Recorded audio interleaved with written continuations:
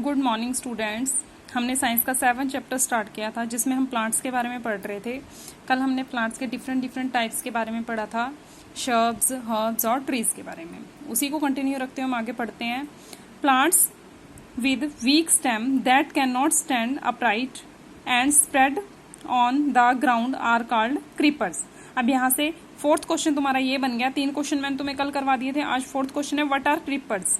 Creepers क्या होते हैं? प्लांट्स विद वीक स्टेम, जिनकी स्टेम क्या होती है, वीक होती है और वो प्रॉपर ढंग से खड़े नहीं हो सकते स्ट्रेट पोजीशन में, और वो क्या करते हैं, ग्राउंड में फैल जाते हैं, उन्हें क्या बोलते हैं, creepers. while those that take support on neighboring structure and climb up are called climbers। climbers क्या होते हैं? जो प्लांट्स क्या करते हैं, किसी चीज की सपोर्ट लेके खड़े हो जाते हैं, उन्हें बोलते हैं क्लाइंबर्स। यहां से एक क्वेश्चन और बन गया, व्हाट आर क्लाइंबर्स। तो क्या होगा इसका answer? Take support on neighbouring structure and climb up are called climbers. ठीक है, these are different from the herbs, shrubs and trees. ये क्या है? हर्ब, शर्ब्स और ट्रीज से डिफरेंट है ये क्रीपर्स और climbers. Perhaps there are some plants in your school और at home that you take care of.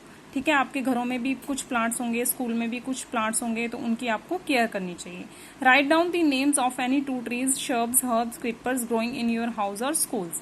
आप लोगों ने 2 प्लांट्स के नाम लिखने हैं जो शर्ब्स की कैटेगरी में आते हैं, हर्ब्स की कैटेगरी में आते हैं, ट्रीज की कैटेगरी में आते हैं और क्रीपर्स की कैटेगरी में आते हैं। ठीक है, अब देखो स्टेम क्या होती है।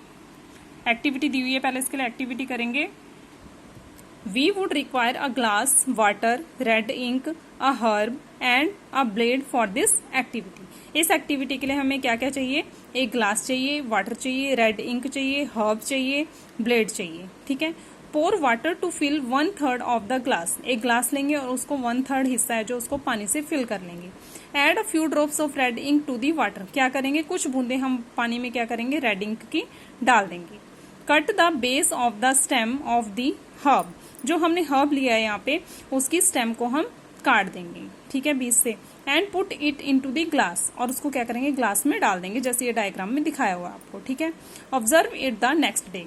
फिर क्या करेंगे, जब आप लोगों ने जिस दिन इसको पानी में डाला है, रेड इंक भी डालनी है पानी में और फिर उसमें उसकी स्टेम डालनी है हर्ब की, फिर आपने जिस दिन डाला है उसके नेक्स्ट डे ऑब्जर्व करना है।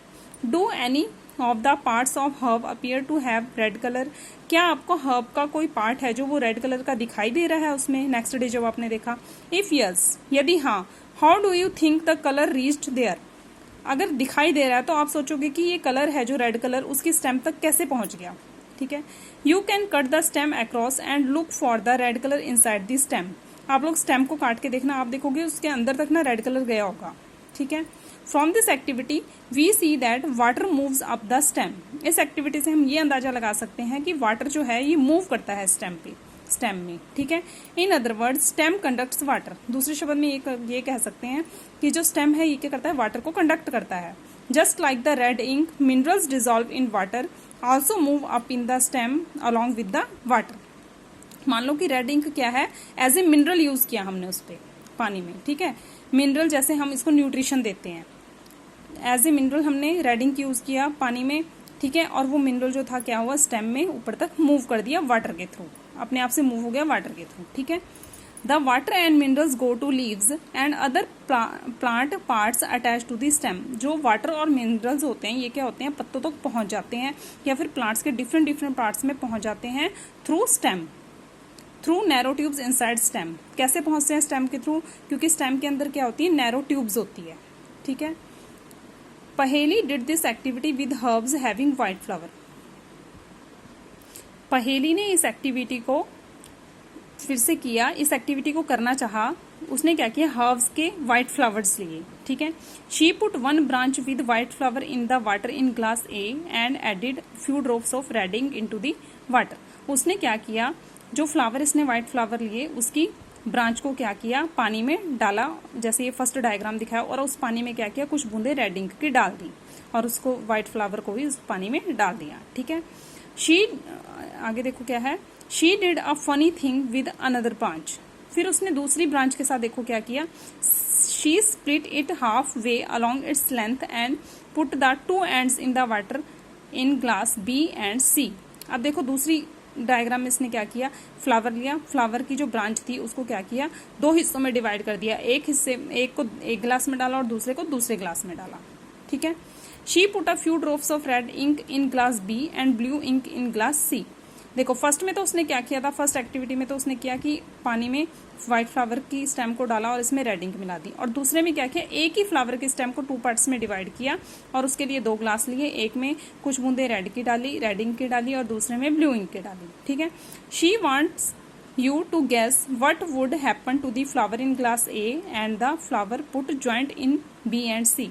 अब उसने ये जानना चाहा कि क्या होगा फ्लावर ए वाले ग्लास को और क्या होगा जो हमने ज्वाइंट में डाला हुआ है उन फ्लावर को क्या होगा। ठीक है। When you had cut across the stem in activity 2, जो एक्टिविटी 2 में हमने किया है, इसकी स्टेम को अगर हम काट के देखेंगे, did you notice a number of spots of red colour arranged in a ring inside the stem. हम देखेंगे जो स्टेम, यहाँ की जो स्टेम है, इसके स्टेम में क्या होगा, जो रेड स्टेम में क्या होगा, रेड कलर के स्पॉट होंगे, रेड कलर के धब्बे पड़े होंगे। Does this explain the result that पहेली ऑब्टेन। अब इस स्टेम को आप लोग एक्सप्लेन कर सकते हो कि ये रिजल्ट उसे कैसे ऑब्टेन हुआ। आपको ऊपर मैंने बता दिया कि क्या होता है, एज ए मिनरल हमने इसमें रेड और ब्लू इंक का यूज किया। ठीक है। मिनरल्स क्या करते हैं, स्टेम के थ्रू प्लांट्स के अलग अलग भाग में पहुंच जाते हैं। इसमें क्या होते हैं, टिश्यूज होते हैं, स्टेम में क्या होता है, टिश्यू होते हैं, जो क्या करते हैं, मिनरल्स को एक स्थान से दूसरे स्थान पे मूव करवाते हैं। ठीक है। ये इसका रिजल्ट है। नेक्स्ट है लीफ। लीफ के बारे में हम कल पढ़ेंगे, आप लोग इसको रीड करके रखना। Okay, thank you students.